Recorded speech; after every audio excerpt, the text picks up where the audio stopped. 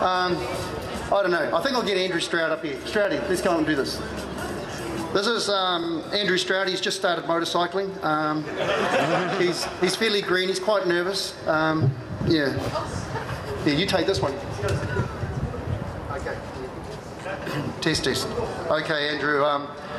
Yeah. So Andrew Stroud, Superbike champ. Thanks for coming along this morning. Really appreciate it. You know, it's a great effort to have you here. He lives in H-Town. That's Hamilton, just in case you didn't understand the cool lingo. Now, Andrew, I understand you are 42 years old. Yeah.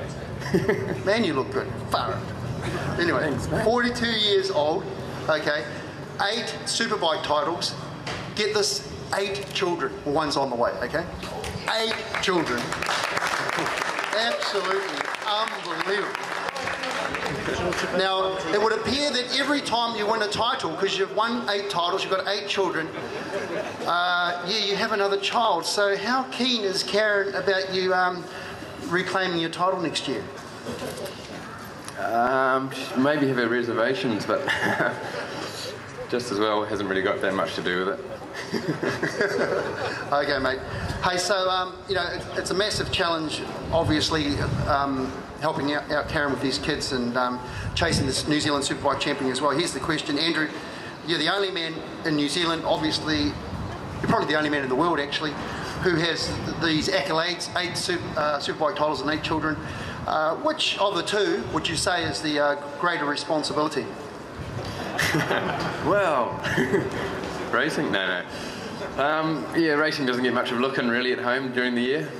It's pretty far distant, second or third or back further. Yeah, it's full-on responsibility with the family, obviously. Yeah. Cool, man. Now, which of the two would you say is the most rewarding? Yeah, both got their rewards, obviously, but racing's rewards just for a moment, and family's forever, really. So, family's by far. Awesome, mate. I think that deserves a little hand. Okay, Andrew, just a few more questions here. So how did you get into motorcycling? How did that come about? I think I first rode some friends' motocross bikes when I was about 10 years old and always wanted to buy one. My parents thought they were far too dangerous, so I'd saved up enough money from mowing lawns and bits and pieces when I was about 12 to get a motocross bike, but they wouldn't let me have one. When I was 15, I kind of bought one anyway, and by the time I was 18, I'd bought and sold about 20 bikes. I just, really just wanted to get better bikes. I just wanted to get better and better at riding, and I started racing when I was about 18. And I think I was third in my first race at Pukekohe on this little club circuit, and pretty well hooked after that. I was travelling the country, doing every meeting I could, just wanted to get better and better. Then I went up to Bathurst when I was 20 and finished second in the RI 500 there behind Mick Doohan.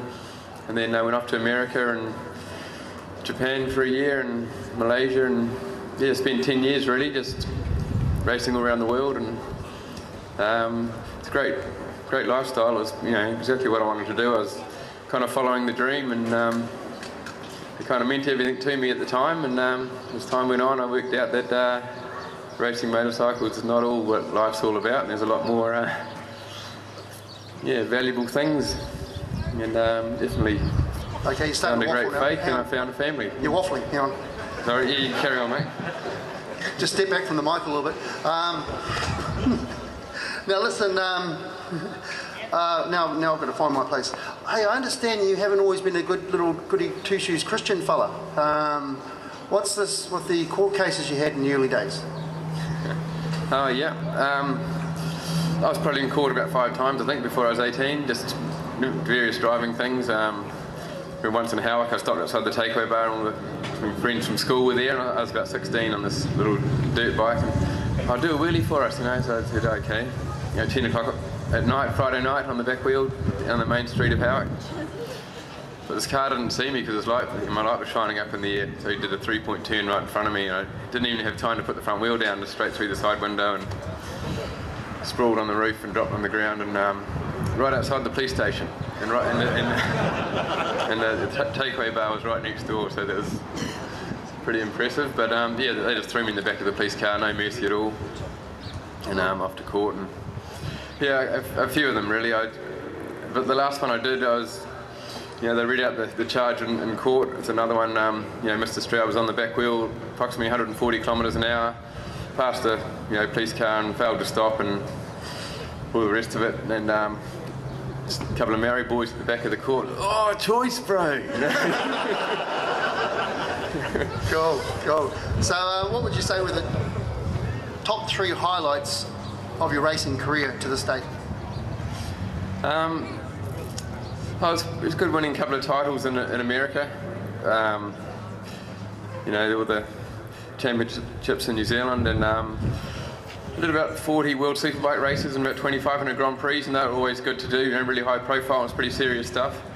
But really, also riding the Britain and winning the World Bears title just 3 weeks before John passed away. That was a great send-off present for him. He was in his bed at home, just on his last legs pretty much, and it was great to just be able to do that for him. And he was a man with a dream and a real passion. I suppose he stood up for what he believed in too. As you're here today to gather towards doing, and he kind of built a bike and laid all his money on the line to do it, and because he believed he could make something that could succeed, and it's seriously made a difference and inspired lots of people, and it was a good thing. Awesome. Okay, just a few more questions. During your racing career, I know you've had some serious offs. Just approximately, keep it down to the nearest 100. How many times have you come off? And what would you say was the worst accident you've had? I've probably fallen off maybe 40 or 50 times, I suppose. I keep it down to a minimum these days, rather not. Probably only 3 in the last 10 or 12 years or so. But I've had some big ones. I won at Eastern Creek in Australia. I actually, there's 75 bikes on the grid in the Superbike race. I was at the GP. It was my big chance to make it.